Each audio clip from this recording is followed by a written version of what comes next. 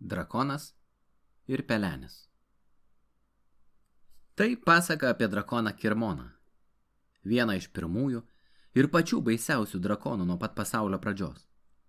Palyginus su juo, visi kiti drakonai atrodė kaip mažyčiai pamaivos, nesugebantys įbauginti net mažo vaiko, o ką jau kalbėti apie visą šalį. O štai drakono Kirmono tikrai išsigąsdavo bet kuri šalis, kurioje jis nuspręsdavo įsikurti. Šioje pasakoje tokia šalis buvo Škotija. Labiausiai drakonas Kirmonas visus baugino savo didumu. Jis buvo tiesiog milžiniškas.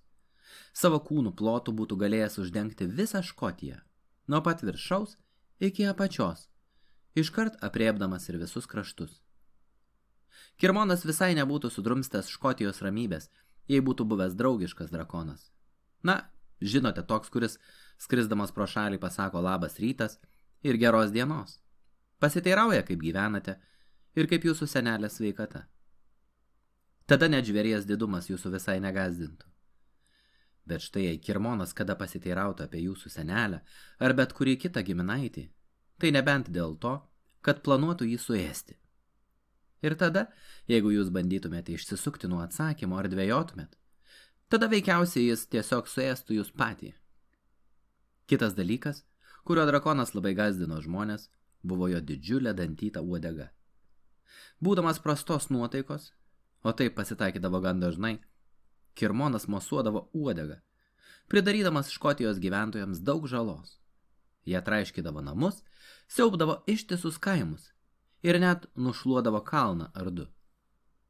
Na, ir paskutinis dalykas, kurio drakonas be galo baugino žmonės, buvo jo valgymo įpročiai. Kai Kirmonas išsižiodavo, vienu kąsniu prarydavo karves, arklius, avis, antis, žąsis ir visus kitus gyvulius, kuriuos tik užmatydavo. Be to, dažnai prieš valgydamas dar mėgdavo juos apskrudinti. Iš jo burnos versdavosi ilgi liepsnų liežuviai, svilinantys viską, kas tik pasitaiko kelyje. Dažniausiai drauge, degindami stogus, namus ir ištisus laukus. Greitai Škotija visai nuskurdo. Nebeliko laukų, kuriuose būtų auginami javai, nes Kirmonas sudegino visus pasėlius. Beveik neliko ir gyvulių, nes Kirmonas didžiąją dalį jų suėdė. O netrukus turėjo nelikti ir geriamo vandens, nes kas ryt prabudęs Kirmonas išgerdavo kelis litrus iš ežero, šalia kurio buvo susisukęs guolį. Karalius nusiuntė 3 savo išmintingiausius vyrus pasikalbėti su drakonu Kirmonu ir paprašyti jo liautis kėlus tiek bėdų ir netgi apsvarstyti galimybę persikraustyti į kitą šalį. 2 iš 3 išmintingųjų drakonas suvalgė, tačiau 3 buvo geras bėgikas ir jam pavyko pasprukti.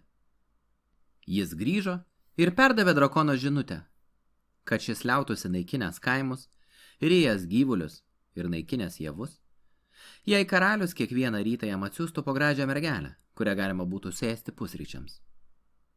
Vos tik apie tai išgirdę, žmonės suskubo slėpti savo dukrų, žmonų ir seserų. Tačiau visos protingesnės ir vikresnės moterys buvo jau seniai išsislapščiusios pačios. Vienintelė likusi mergina buvo princesė Brangamylė, karaliaus dukra.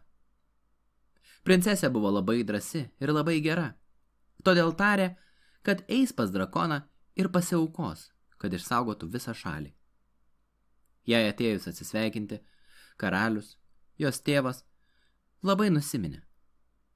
Jis iškėlė savo kardą tūžmakirtį ir sušuko, kad atiduos jį, savo karalystę ir dukters ranką tam, kuris išgelbės Škotiją nuo drakono Kirmono. Į tai princesė atsakė, kad su savo kardu ir karalystė jis gali daryti, ką panorėjęs. Tačiau jos ranka priklausanti tik jai, todėl ir tekėsianti, ji tik už to, už kurio pati panorėsianti. Tada princesė nuėjo ir užsidarė pilies bokšte laukti vyrų, kurie pasirodys nukauti drakono. Daug drąsių karių iš skirtingų šalies kampelių jojo į pilį, tikėdamiesi gauti karalystę, kardą ir vesti princesę. Bet princesė Brangamylė, kuri visados klausydavosi, kaip jos tėvas derasi su kariais, pastebėjo, kad visi vyrai savo prizus išdėliodavo tokia tvarka: karalystė, kardas ir princesė. Ją visuomet ištardavo paskutinę ir dažniausiai net nepasiteiraudavo, kuo ji vardu. Aukštai iš savo bokšto princesė tyrinėjo riterius, kilminguosius ir valstiečius, kurie kasdien vienas po kito jojo nugalabyti drakono Kirmono. Tačiau ne vienas jų negrįžo. Iš jų neliko nė pėdsako. Na, nebent viena kita plunksna, iškritusi iš kurio nors riterio šalmo, ar kitos smulkmenos, kurios nemaloniai strigo drakonui gerklėje, tad jis šias išspjaudavo į kitą ežero galą.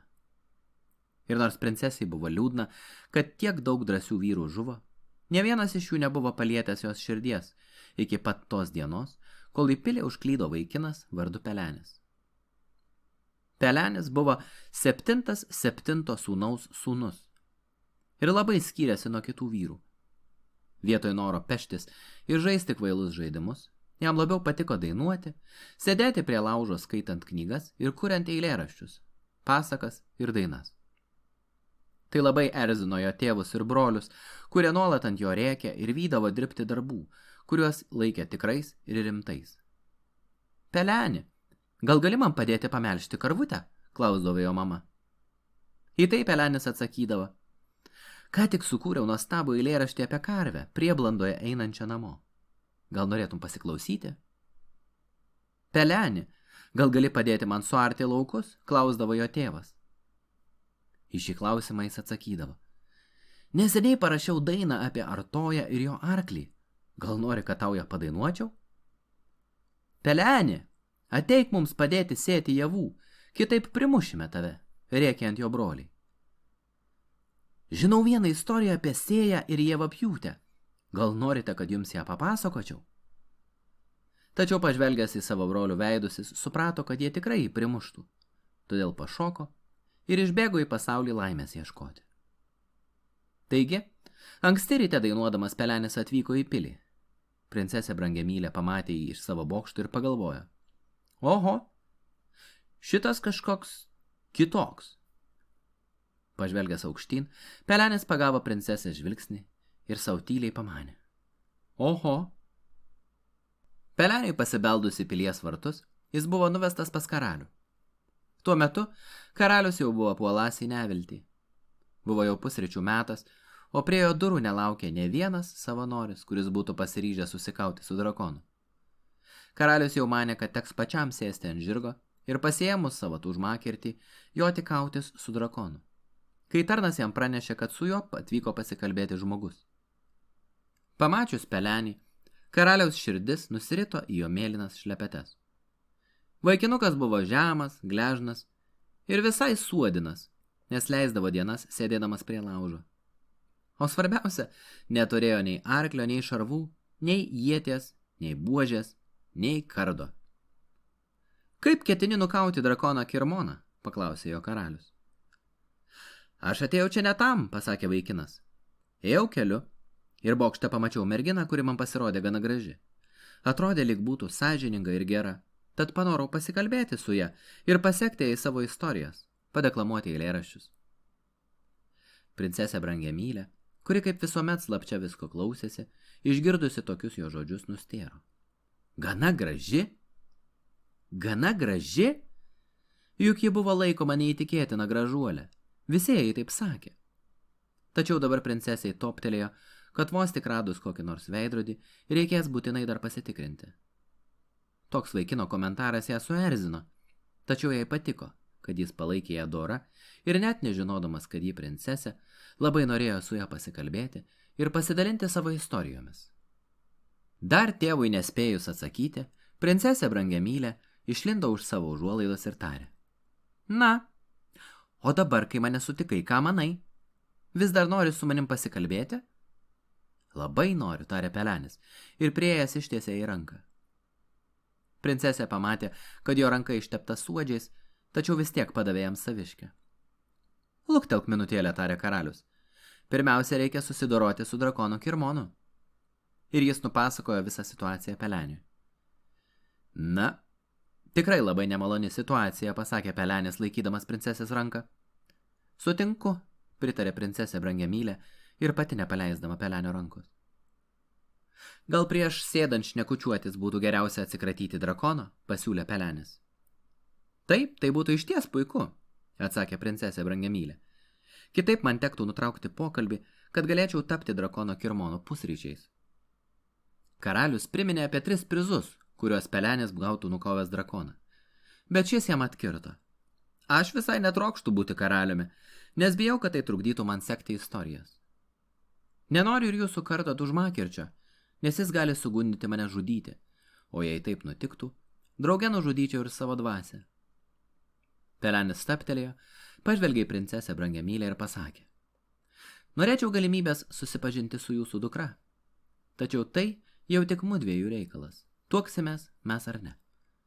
Princesė Brangiamylė nusišypsojo peleniui ir drauge jie nuėjo kurpti plano, kaip įveikti drakoną Kirmoną. Kas rytą, prabudęs drakonas Kirmonas plačiai nusižiovaudavo ir atsigerdavo didžiulį gurkšnį vandens iš ežero. Ta rytą, kai vanduo tekėjo Kirmono gurkliu, mažytė valtelė su peleniu ir princesė irgi buvo įsirupta į nasrus. Jiedu įrėsi iš visų jėgų, kol valtelė praplaukė aštrius dantis, galingą liežuvį ir nugarėmėjo gerklę žemyn. Laikėsi tvirtai įsikibę, kol valtelė trankėsi į šonus ir galiausiai pasiekė drakono Kirmono kepenis. Princesė Brangiamylė stengėsi išlaikyti valtį tiesiai, kol pelenis pasiėmęs peilį išpjovė drakono kepenyse skylę. Tada princesė atidarė stiklainį pilną žibančių durpių, paimtų iš pilies židinio. Jiedu papūtė durpes ne 1, ne 2, o net 3 kartus. Ir jos ėmė liepsnoti kaip anglys. Tada įkišo jas kuo giliau į drakono kepenis. Viską atlikę, tvirtai susiglaudė ir ėmė laukti. Netrukus karštos žarijos ėmė svilinti drakoną. Kuo karštesnės jos darėsi, tuo labiau rangėsi ir vaitojo Kirmonas.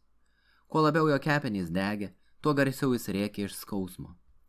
Drakonas be perstojo klykė ir spiegė, dejuodamas mėgino atsikratyti skausmo pilve, kosėdamas ir bandydamas išspjauti iš savo vidaus viską, ką buvo prarijęs. Taip į ežero vandenis drakonas išvėmė ir valtelę, kurioje buvo princesė ir pelenis. Valtelė išsitiesinus, pelenis atsistojo. Princesė Brangiamylė padavė jam karaliaus kartatų užmakirtį ir pelenis galingų smūgių iš šono tvojo drakonui Kirmonui per galvą. Peleno smūgis buvo toks stiprus, kad drakonas pakilo į dangų ir be sąmonės išbuvo 10 000 metų ir dar 1 dieną. Pelenis pabučiavo princesę Brangiamylę 3 kartus ir paprašė tapti jo žmoną. Tuomet princesė Brangiamylė pabučiavo pelenį 7 kartus ir sutiko už jo tekėti. Taigi jiedu ilgai ir laimingai gyveno kartu Škotijos žemėse.